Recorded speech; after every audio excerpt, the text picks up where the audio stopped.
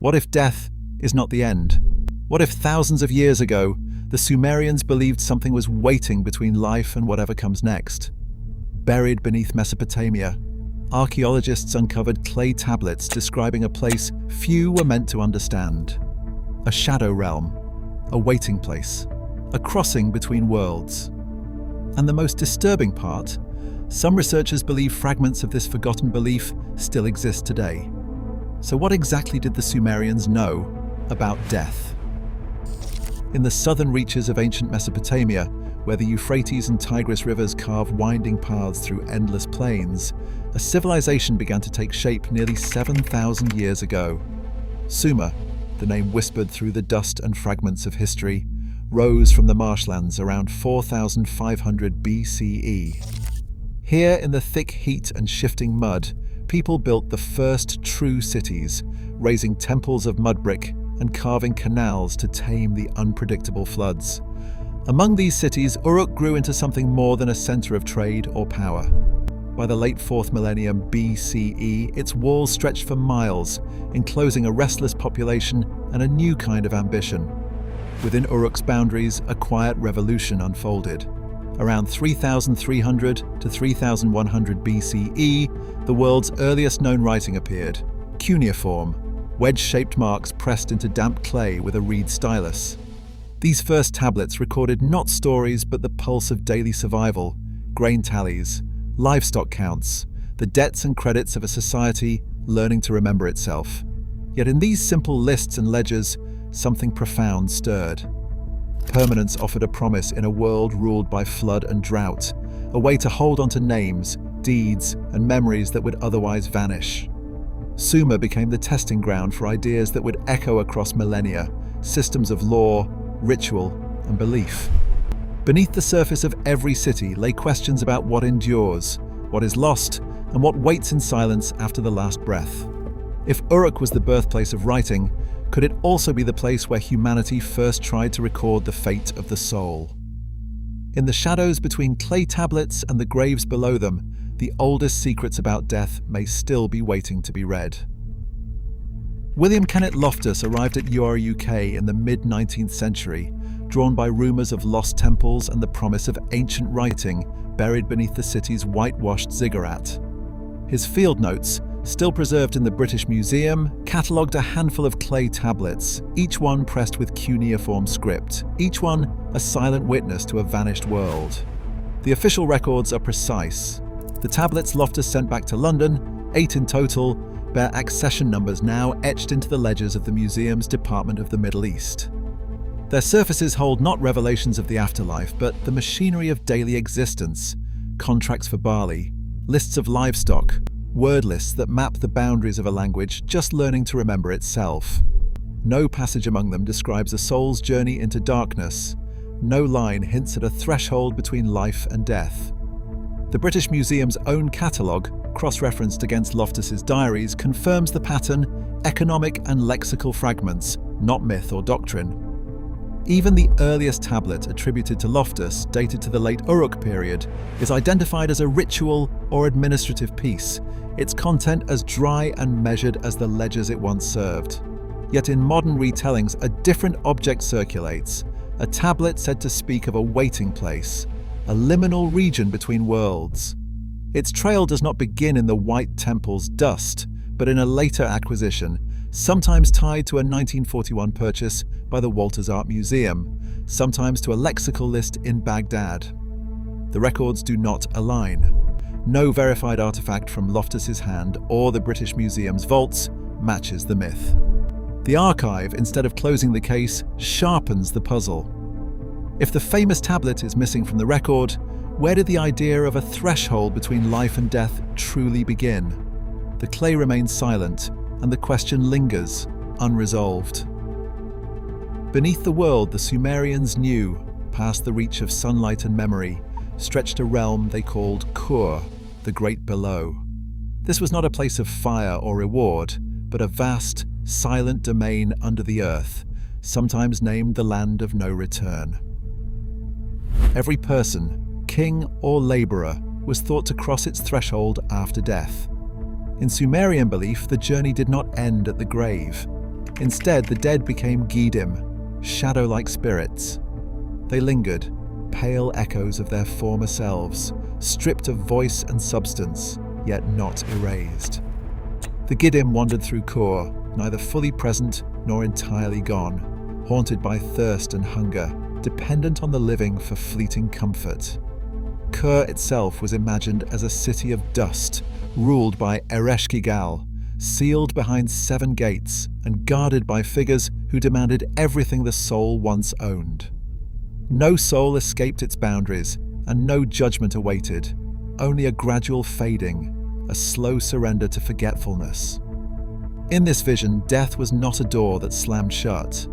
It was a passage into a muted existence, a condition of being that was less than life, but more than oblivion. The Sumerians did not speak of eternal torment or bliss. They spoke instead of a shadowed waiting, a place where the dead endured in diminished form, waiting for offerings, for memory, for something unnamed to break the silence. The question lingers: if death is not an end, what truly waits in the darkness of Kor? In the realm beneath Sumer's cities, power did not vanish with the last heartbeat. Ereshkigal, queen of the great below, ruled from a palace called Ganzir, a throne room for the dead, sealed behind 7 gates. No soul passed these thresholds by chance. Each gate marked a boundary, a surrender of what once belonged to the living world. Here, the dead were not weighed for virtue or sin. There was no balance, no promise of reward, no threat of eternal punishment. Instead, the underworld was ordered by necessity and memory. The spirits, called Gidim, drifted in dust and silence. Their existence depended on the living above. Without offerings, bowls of beer, bread left in tombs, water poured into the earth, the dead grew restless, hungry, and weak. Remembrance was their only sustenance. Names spoken at family feasts, tokens left at graves, libations poured through clay pipes tethered the Gidim to what remained of their identity. A forgotten soul faded further into shadow, lost in the endless corridors of Kor. What did the living owe to those who had crossed over? Was it duty, fear, or hope that kept the rituals alive? In the hush between worlds, the question lingers. If memory fails, does the soul disappear with it? In Sumer, the dead were never fully gone. The living bore a duty that stretched far beyond the day of burial. Graves became more than resting places. They were thresholds, maintained with care, watched over with offerings and ritual. Families placed food, beer, and water near the head of the deceased, sometimes through clay pipes sunk deep into the earth. These libations were not mere tokens of remembrance. They were sustenance for the Gidim, the shadow souls wandering Kor, desperate for a taste of what they once knew. Without these gifts, the spirits grew restless, their hunger gnawing at the boundary between worlds. The practice was not confined to simple tombs. At Leonard Woolley uncovered the Royal Cemetery, a city of the dead beneath the city of the living. Here, burial was a spectacle of wealth and devotion. In the so-called death pits, dozens of attendants lay beside their ruler, surrounded by treasures, gold headdresses, musical instruments, and vessels for feasting in the afterlife. Among these grave goods, Woolley found miniature boats crafted from bitumen, silver, and gold. Each boat, no longer than a hand, was set beside the body as if ready for a final journey. The dead, it seemed, were expected to travel across a river, through darkness, toward a fate unknown. The care did not end with interment. Rituals like kispum called the family back to the grave again and again, bearing food, pouring drink, speaking the names of the lost. In this cycle, the dead remained part of the community, their needs woven into the fabric of the living. What kind of fear or hope could bind a society to its ancestors so tightly? Why maintain the bond unless the Sumerians believed that, in some way, the connection endured, that the dead lingered, waiting for memory, for nourishment, for something more than silence? Gilgamesh stood over the body of Enkidu, and for the first time, the world's oldest hero felt powerless.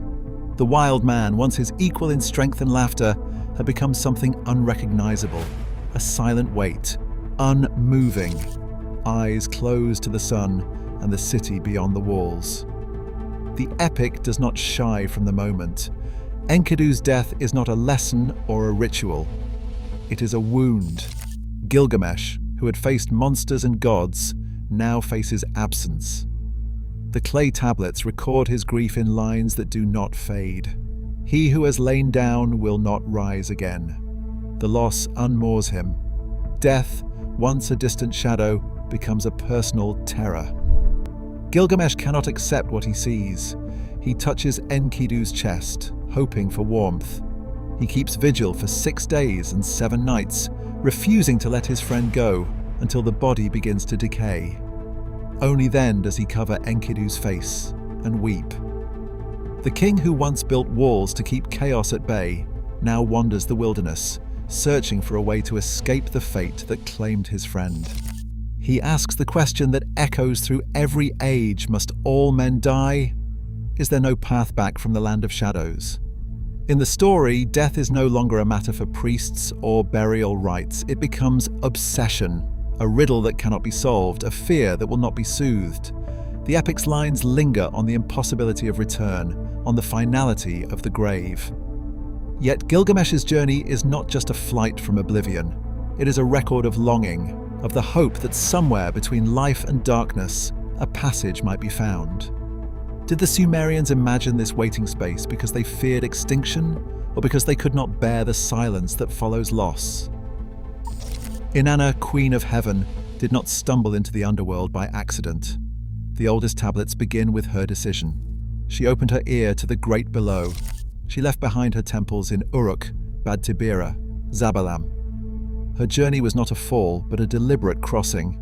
At the first gate, Niti, the gatekeeper, demanded her crown. The symbol of her rule, surrendered without protest. The gate swung open and Inanna stepped forward, already less than she had been. At each new threshold, another piece was claimed. The lapis lazuli rod, a scepter of judgment, was taken at the second. At the third, her measuring line, authority over fate, over justice, was stripped away. The robe of heaven followed, then her necklace of beads, her girdle, and finally, the outer mantle that shielded her from the world. 7 gates, 7 losses. By the last, Inanna stood naked, divested of every sign of divinity, every marker of power and self. The goddess who once commanded the living world now faced the judges of the dead as nothing more than a soul among shadows. The myth lingers on these moments. Each removal is ritual, not punishment. The gates are not obstacles to be overcome, but thresholds where the trappings of identity are peeled away one by one. Neti, the silent gatekeeper, enforces the order of descent. No one, not even a goddess, passes unchanged. Scholars have argued over the meaning of this sequence. Some see a ritual of purification, a preparation for the underworld's silence. Others read it as a psychological stripping, a journey inward toward what remains when all else is lost. When the last gate closes, Inanna is no longer queen, no longer even herself. What is left when every layer is gone? In the darkness of Kur, the question waits, unanswered. If the soul is stripped of memory, name, and power, what, if anything, crosses the final threshold? Inanna's journey does not end with her surrender. Within the walls of Kur, stripped of every sign of divinity, she meets not just the rule of Ereshkigal, but a death that is neither final nor absolute. The myth lingers on her body, hung on a hook, motionless and silent, a goddess reduced to a shadow among shadows. Yet this is not oblivion. The story refuses to let the descent be a one-way fall. Through the intervention of Enki, through ritual and substitution, Inanna returns. She rises from the great below, altered, bearing the marks of what she has lost and what she has reclaimed. This return unsettles every certainty. Inanna's resurrection is not a simple reversal. The gates do not swing open to restore her as she was. Something has changed in the passage, a stripping away that cannot be undone, a knowledge that clings to her even in the sunlight. In the old lines, the journey through death is a crossing into liminality, a space where the soul is neither here nor vanished, but waiting, transformed. The myth does not promise that what is lost will be restored unchanged. Instead, it suggests that every crossing leaves a mark. that the soul's passage is a cycle of loss and return, never fully resolved. What then does it mean to come back from the darkness? Is the return a rebirth, or a reminder that the boundary between life and death is never as solid as we hope? The question hangs in the silence after the last gate. If even a goddess can die and return, what truly waits in the space between? Modern scholarship treats these ancient texts as windows into Sumerian belief, not as blueprints for the afterlife. The work of Samuel Noah Kramer, along with the electronic text corpus of Sumerian literature, forms the backbone of translation and interpretation. Each cuneiform line is weighed with care, its meaning debated in classrooms and museum offices. Scholars agree on one point. The Sumerian underworld, Kur, was imagined as a process, a slow, inevitable descent, not a courtroom of judgment or a paradise for the worthy. There is no evidence in the tablets for a moral reckoning, no hint of reward or punishment. Instead, the soul lingers in a state that is neither fully alive nor truly gone, dependent on ritual and memory. The famous tablet said to describe a waiting place between life and death remains unverified. No museum catalogue or excavation ledger confirms its existence. The story of this artifact persists in whispers and modern retellings. But the clay itself is silent. For now, the strongest evidence lies not in a single object, but in the pattern of myth, ritual, and language. A pattern that suggests the Sumerians believed in a passage, not a verdict. How much can be known from what survives, and where does interpretation begin to fill the silence left by the missing clay? No single reading can claim the last word on the Sumerian afterlife. Some scholars approach these myths as windows into the mind, a psychological map of grief and longing. The seven gates and the stripping of Inanna's power become the soul's slow surrender, the terror of losing everything that once defined a person.